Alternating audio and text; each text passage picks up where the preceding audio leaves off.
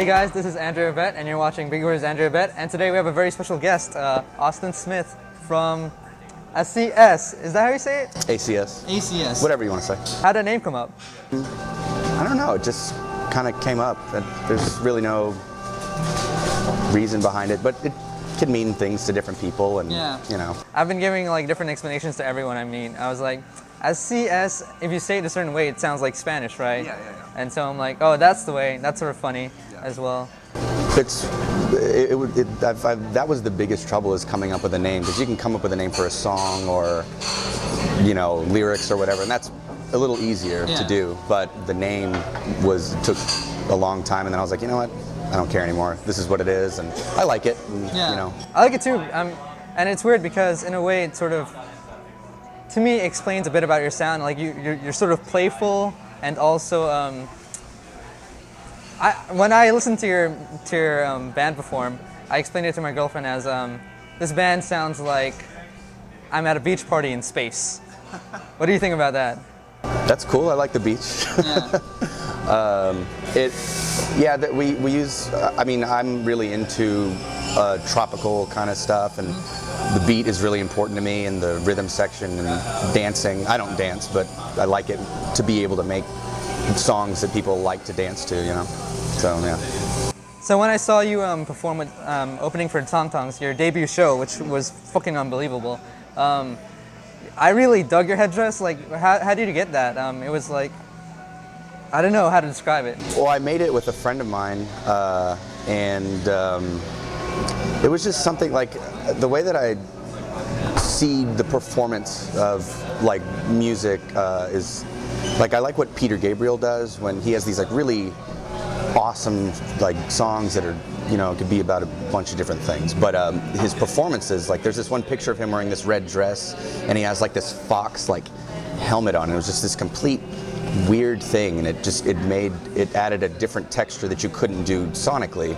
So, you know, it's kind of in that vein, you know, just doing something that is, you know, visibly interesting, as well as the music, you know, hopefully being interesting too. Yeah, I guess that does make sense, because I mean, why not take advantage of that extra thing you have going on in a live performance? You know, it's not only hearing the band. I mean, I always hate those bands that sound exactly like they do on their albums. I mean, that's sort of fun, but that's impressive technically, but it's not as like, why would I even do it? Why would I go to a show like that? Yeah, I don't like going to shows where people kind of dress like they work at a bookstore, and it could be, I mean, if you work at a bookstore, that's fine, but but just like a t-shirt and jeans, I feel like they're, as far as being a performer, there's a little bit more to it, you know, like Prince, or you know, I mean, millions of people do it, but like dancing on stage and stuff is really important. It, you know, draws attention, and I like that. How do you end up translating your own recordings that you did on your own with one other guy, right? How did you translate that to a live performance? Well, I had an idea for what I wanted to do live, but it was just a matter of finding the right people to do it, and executing the elements that we're able to do live, and also add, you know, like the pedal steel wasn't something that I had in mind, but it just added this awesome texture, and so we kept it in, and you know, I think we're going to still use it. Cool. Yeah. And you also played percussions a bit during your performance, right? Is that something that that you enjoy doing on stage? Oh, totally. Yeah. I mean, I think variety, you know, having the variety of instruments and stuff. It's like when I go to a show and there's like this one lone instrument on the stage, I'm like, what are they going to do with that? You know, and so I like that. So there's, you know, the ukulele and the guitar and the drums, and you know, so it can go from any of those, and it makes good movement. Yeah. Ukulele is getting more and more popular again, huh? Oh yeah, Tim Heidecker was like, that's the official instrument for any commercial on TV. It's like this little plunky little ukulele. Amanda Palmer has like an entire album like just dedicated to ukulele songs and just covers.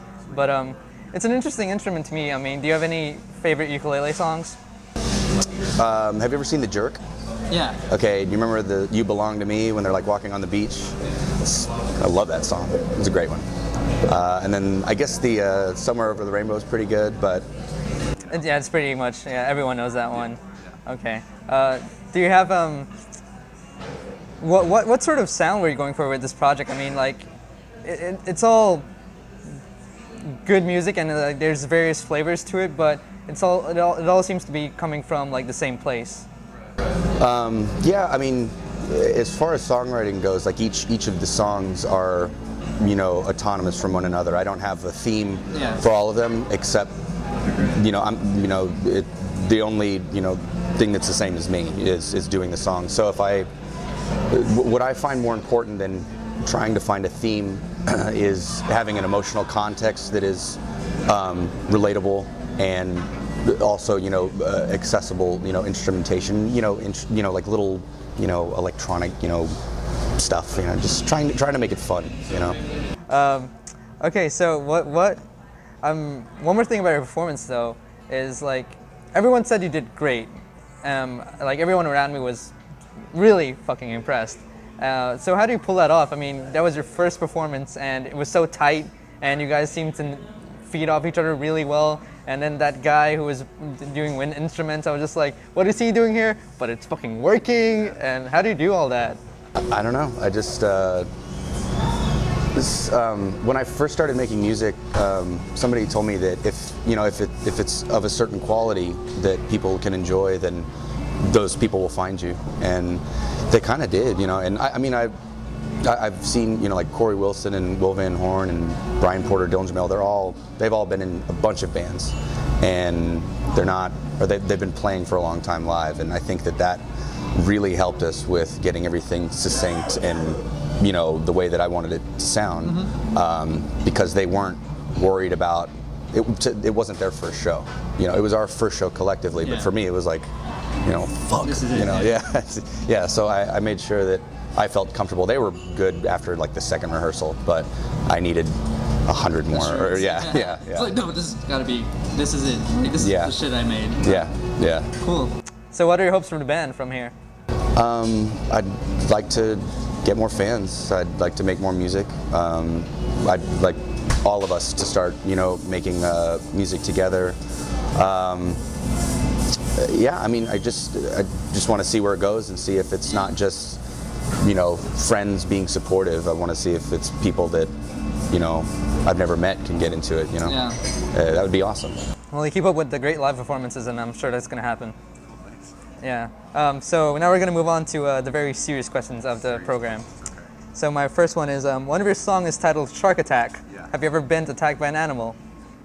Yeah. I was. I want to say there's been more than one. Yeah, 2 times that I can remember. A dog when I was like 7. I went over to my friend's house and like a couple streets down there was this dog. Owner was there. Super nice dog. Cut to next week. Owner's not there, and I go up to pet the dog and it bit me on the face, like this German Shepherd, and I was like, oh my God! The lip was all busted, and yeah. And then this other time, I went to this school that had a petting zoo, and there was this goat, and it was such a shithead, and you would get into the petting zoo, and it would just like ram you. Shit. Yeah, it was scary. At least you've never been attacked by a peacock. Or a shark. Yeah, actually, that's my next question. Part 2. Do you think that you could hold your own in a fight against a shark? You know, probably not, because I'm already afraid of the ocean, and sharks are pretty strong swimmers, I'm going to say, and I am not that. I'm a smoker, and so no, I'm not going to fare too well against a shark, unless I can get a good punch on the eye. That's what I hear. Look, I think it's the nose. I don't know. Maybe just try both of them. Yeah. Both eyes and then the nose. And then just like grab the gills and just go like this. Apparently, sharks or most animals don't like the taste of human flesh, so they'll like bite you and circle around. They're like, "Oh, this tastes like crap," and they just go away. So you probably just die of blood loss. So That's all. Yeah. You wouldn't be in a shark's stomach. No. All right. So the last one I got here is you can make really nice melodies in your music. So what's one thing you can't do, but would give a big toe to be able to do? I guess play the guitar well, or something like, I guess this. Man, I don't know. Breakdance.